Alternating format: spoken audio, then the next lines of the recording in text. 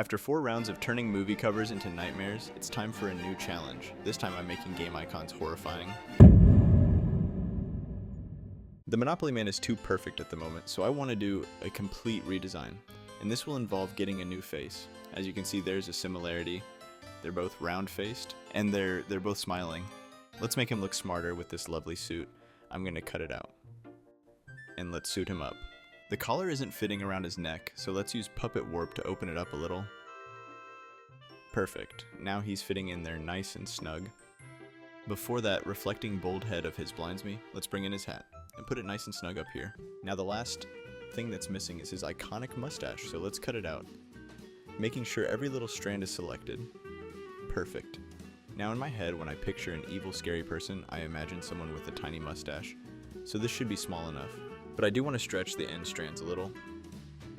Okay, with that done, I want to bring back the same red background as the original. Now I want to use Camera Raw filter to make him look a little more dramatic. So let's bring down the exposure to make all those shadows darker. Okay, and I'm just going to mess around with the rest of the stuff.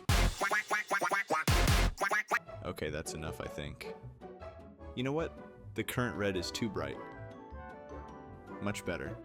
Okay, and I'm going to put some shadows on the right of his face. This won't take long. Why not add a little stain on his collar?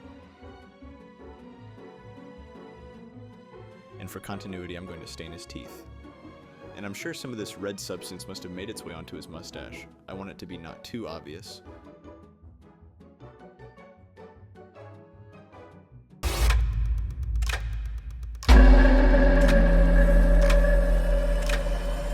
I've already got this railway background, and to start this off, I'm going to need Jake. So with him cut out, I'm going to turn down the exposure to darken him. And to match Jake with the same color as the background, let's add a small tint of cyan to him. Those eyes are full of joy and hope, so let's get rid of them by adding some eyelids. As you can see, I'm using the lasso tool to select the shape of them. Now I can add a color layer and select the color of his skin. Now it's time to shadow him. The cap is going to need some under it, and I'm going to give him some on the side of his face. So he's currently looking slightly dodgy, but to make him someone you wouldn't want to be around, let's give him an arm. I'm going to amputate the arm from this kind lady. And let's darken it to match the rest of his hoodie. And with puppet warp, let's just quickly adjust it. This now means his new hand will be able to fit into it. Let's darken it and give it a nice cyan hue. And I think this is pretty much done. Let's just quickly blur the background a little.